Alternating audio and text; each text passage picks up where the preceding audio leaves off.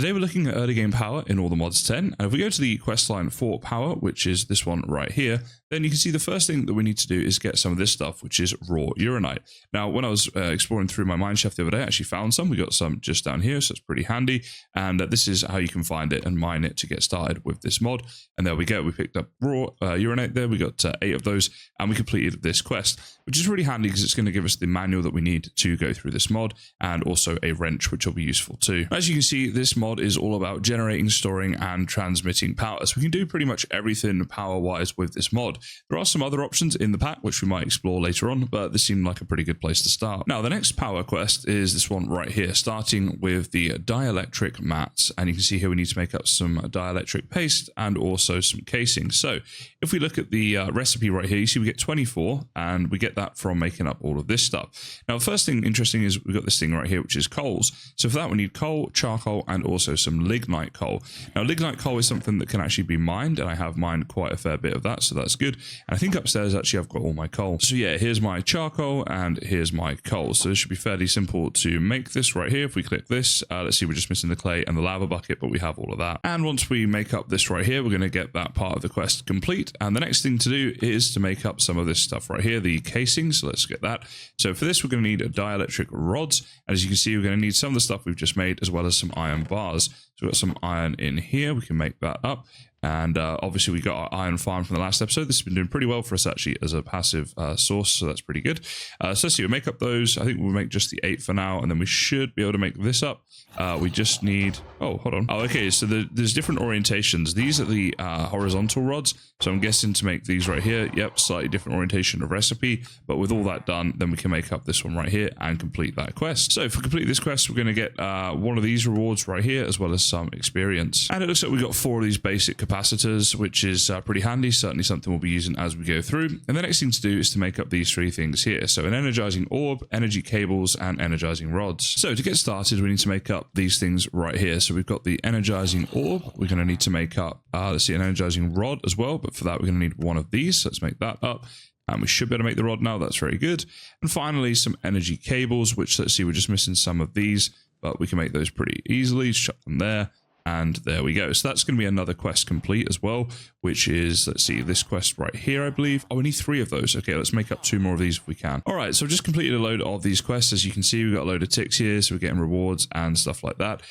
So following the quest line, you know, is generally going to be a pretty good idea. And we've now got some basic stuff to get us started with power. So what I'm looking to do is get into some power generation first off, and I'm going to try a few different things here. We've got the fernator, the magmator, and also the thermo generator. So I'll show you all these in just a second. A lot of these things, though, we're going to need a lot of this stuff, the dielectric paste, and each one of those needs some lava. So I keep going back and forth to the nether. But what I'm looking at is if there's any tanks here that we can make up. And I found this one, the basic fluid tank. You can see that it's really simple to make up. So I think what we'll do is we'll look to make this one up, and I'm hoping that we can just fill it using buckets. So if we take a couple of buckets to the nether, hopefully we can keep filling that up. What happened to my buckets? Okay, I guess I'm making one up. But yeah, this is going to be really helpful to us if we can just bring a lot of it back all in one go, rather than keep making trips there. Once that's done, though, we'll see how these generate power, and then we'll also get a way of obviously storing that power and then using it for future machines so we can progress through the pack. So here we are in the nether with a couple of buckets, and I got our tank over here, and as you can see, it actually holds quite a lot of buckets. That's 4 that have gone in there so far. Let's see, this is going to be 6 right now. It looks like that's still only like 20% of it. So this is definitely a much better way of going, and it's nice that we can just fill it up using the buckets. Obviously as well, when we pick this up, it does hold all of its liquid. So when you place it back down again, if you take it back to the overworld or whatever, you don't lose your liquid. Otherwise that would be pointless. But yeah, if you're looking for an early game way of putting a lot of, oh my goodness, liquid into a tank, then that's the way to do it. I mean, not exactly that is the way to do it, because I almost killed myself, but you guys get the point. So just looking through a few of my recipes, and I noticed this here, the thermo generator needs these, the thermo plates. And for that, we're actually going to need some blaze powder. So I think what I'm going to do is put everything away so I don't lose it. I'm going to gear up and go to the nether in search of that, because we do actually have a nether fortress quite near to us in our nether spawn, which was quite fortunate. Now, one thing I want to do is make up a shield to go with. So I've got the normal shield here, but we can also make up an osmium shield, which looks like it's going to be a bit better.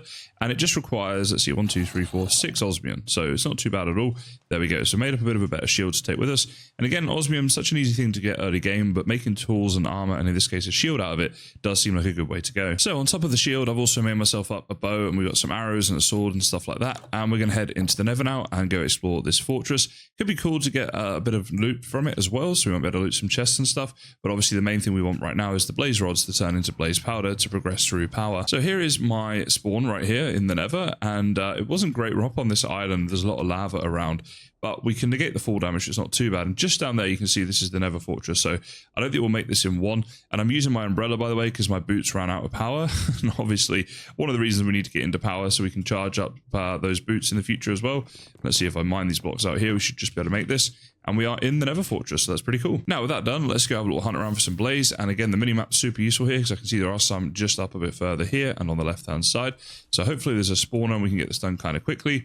Look at that, there's one down here. Okay, that's kind of useful because we should be able to get a kill on this dude fairly easily, dare I say it. But there we go, that's him dead. And I think, do we just get some? Yeah, we got a blaze rod right there. So let's keep this where we can see it and see how many we're getting. And it turns out there's actually a blaze spawner right here. So this is pretty useful for us. We should be able to get quite a few blaze just from this area right here.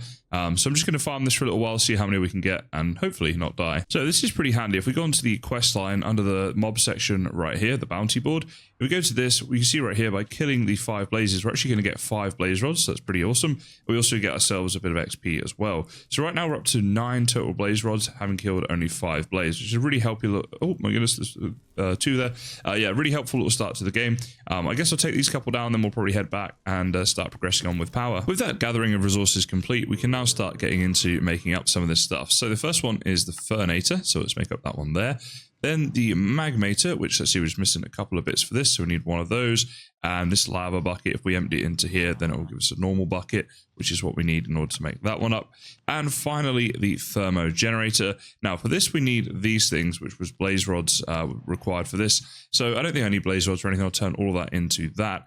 And let's see if we're able to make these up. So we're going to need 3 of these. So 1, 2, 3. Very good. And now what are we missing? Just a couple of bits here, which should be fairly simple to make. I think I have just about all the parts. And I'm missing a little bit of iron, which is downstairs, BRB. So now I can make up that one there, and finally this one here. So we're going to have 3 ways of generating power, and we can kind of compare them a little bit, and probably in the end we'll only use one of these, or maybe even get into something a little bit more advanced. But let's put them down for now and talk through them and have a little look at them. So in the power manual, you can click through and it gives you a good bit of information about each of these. So for example, the Fernator burns, as you might expect, you know, coal and wood and stuff like that. Then we've got the, let's see here, the Magmator. And this one right here is, you just need to put in things like lava and that. But the interesting one to me is this one, the Thermo Generator, because this will actually generate the Fe just by being placed on top of something high temperature. So we can place it on top of something like lava, but it's going to require a coolant like water. So what I think the best thing for us to do is, for that one, is to make up a sink. So if we type in sink right here, this is from Cooking for Blockheads. This is probably the easiest infinite water source in the game. It's very simple to make, as you can see here, and you can pipe water out of it. So I'm going to make one of those up and use that as our coolant, and see this thing in action. Okay, the Thermo Generator is set up, and as you can see right here, it is starting to generate some power, and it has some water in here. We have to use the bucket to right-click the sink, our infinite water source, and then right-click it here in order to add it in. So there's no way in this pack currently to automatically do this, but this may change in the future. And it seems to generate power, you know, it's a reasonable rate. We've got 20 Fe per tick right there. And the maximum extract from here, as you can see, there's 80 Fe per tick. So yeah, it's okay for an early game solution. Now this is sat on top of a magma block. If I go down here, I can show you exactly where that is. So you can put it on top of lava if you wanted, but I got a little magma block hidden away just there. It's just magma blocks are a little bit easier to deal with than flowing lava. So I figured that would be a good way to go. Now the next one to look at, let's pick up our fluid tank of lava that's over here. And we're going to have a look at this one, the Fernator. So for this one right here, I think that, now we can't put that in directly. That's a shame. That would have been quite handy. Let's see. Can we add that into there? No, we put it back in there for now. So what I want to do is maybe we'll sit you just on top so we can grab our lava bucket out, and I guess we just put it in there. Yeah, there we go. So that has created some carbon, as you can see, and it is also starting to generate power. Once again, it generates 20 with a max extract of 80, and it can hold up to 20,000 Fe, as you can see right there, which is actually the same as this one. So both of these can hold 20,000. Okay, so here's the Magmator, and if we right click, so let's see, if we just hold a lava bucket and right click, that puts the lava into there. So let's just fill this thing up. And yeah, you can see right here, again, same as before, 20 FE generation, 80 extract with a 20 FE hold. So we should be able to get a good amount of early game power going. Now, what I wanted to check is if I find my mechanism stuff, for example, this charge pad right here, let's see, basic universal cable, hopefully this will work. So if I put the charge pad there, can I draw power out of all these three and put it into there? Yes, I can. Okay, so this is automatically extracting the power from each of these. Very good. I'll keep an eye on this one, see if that's what's happening. But now we can charge up things like our boots and all that a lot better. Now this, unfortunately though, can hold, as you can see, that 819,000 FE. So this would use up pretty much all of our power. What we might need to do is get to a point where we're happy with how much is in there, and then just kind of delete this cable and replace it only when we need it or something like that. So as rudimentary as it is, this is an early game power setup, and we have the option here to put things in the Fernator, and it is indeed using the carbon. So you can see one lava bucket in here, by the way. It's a lot of power that it's going to generate, right? It's only taken a little bit out of this, and the bit that was missing at first was about half of the gap that you see there, which is very small. And that provides 20k FE. So it's pretty reasonable actually, but we could put in there, you know, coal or wood or anything like that, like a normal furnace gen. Then we got this one here, which, okay, we have to add the water ourselves, but then it's automatic. As long as it is above that magma block, it's going to do it. So it's semi-auto at the moment, and hopefully this pack will add a way that we can automatically get the water from the sink in here in the future.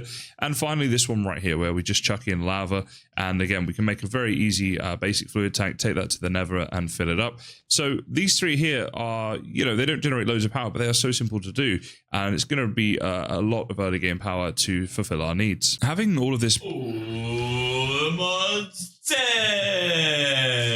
That's my brother, and I'm going to include that, and we'll see what people think. Yeah, now you feel like a lemon, and you should. Having all of this energy generation is great, of course, but we do really need a way of storing it. And in fact, if I get the power manual here, there is indeed a whole section here just about storage and transfer of power, which is basically done through these energy cells. Now we can see here that there's the starter energy cell that can hold 1,000,000 FE. Then you go up to the basic and eventually the hardened. And I think we can get to this stage today. So the hardened energy cell right here holds 10 million FE, which is good. Now it looks a little bit scary, but essentially we have to combine some energy cells that are basic. So we're going to go through the process of making those up, because to make the basic, we need to make up the starters and so on.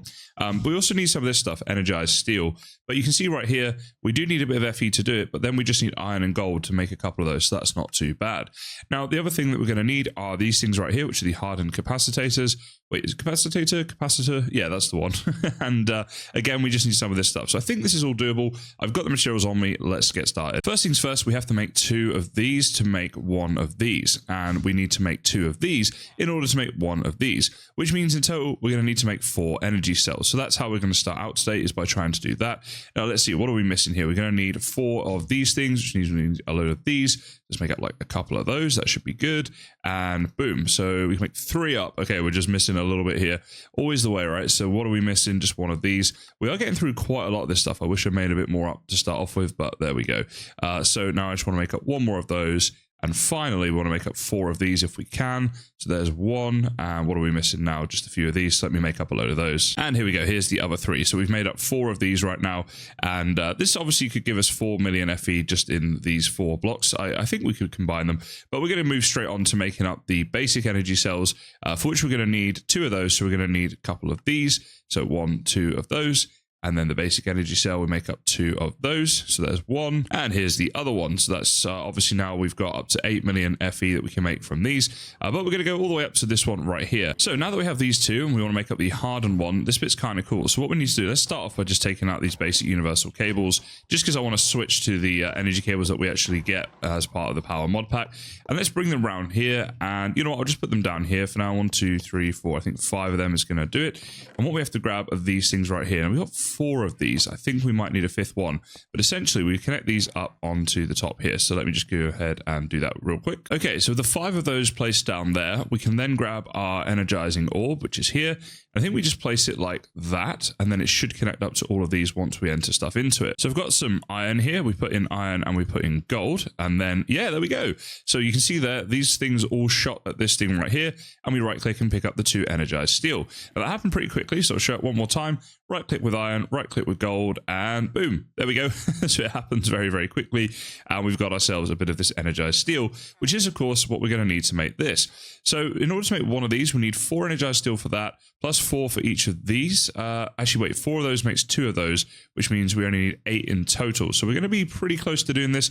Certainly have enough iron, and okay, with the gold we got here, we're going to have enough. I have to say, the iron farm that we made in the last episode, which I'll actually show you guys right now because I need to go downstairs anyway, it's been really, really useful, and it's so easy to do, guys. So if you missed that, basically this block right here, the iron farm from Easy Villages. So I believe that's now enough. We've got 8 of these. So let's just see right here. If we want to make up this, we would be missing 2 of these. So if we do that, and then we do this, then, oh, we're missing 1 of these as well, which is 2 of these. So many rabbit holes whenever we play modded. But that should now be enough to make up the energy cell that is hardened. So you can see it's still pretty early game thing that you can make up, right? It's pretty useful.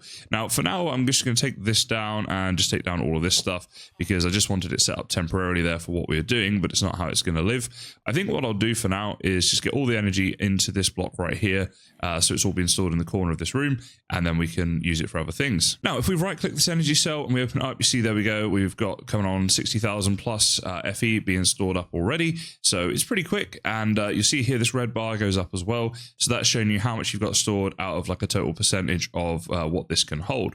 Now 10 million is going to be fantastic for our early game needs, and obviously later on in the game we'll need to expand it, but I think this is pretty good for starting energy source. Now we have this charge pad right here from Mechanism, but if we wanted to do it through power, and I think it'd be good to do that, then there is a block we can do this with. So if we go to functional blocks right here and player transmitter, you see here it's basically, it will wirelessly charge items linked to the player's inventory, such as, you know, armor and stuff like that. So this could be pretty useful, and I think it'd be something fun to get into.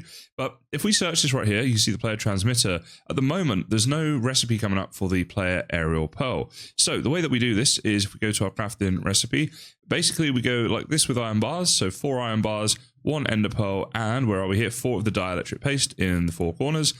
And if I can place it in the right way, there you go. We see that there is an aerial pearl. So a player aerial pearl is a little bit different to the aerial pearl.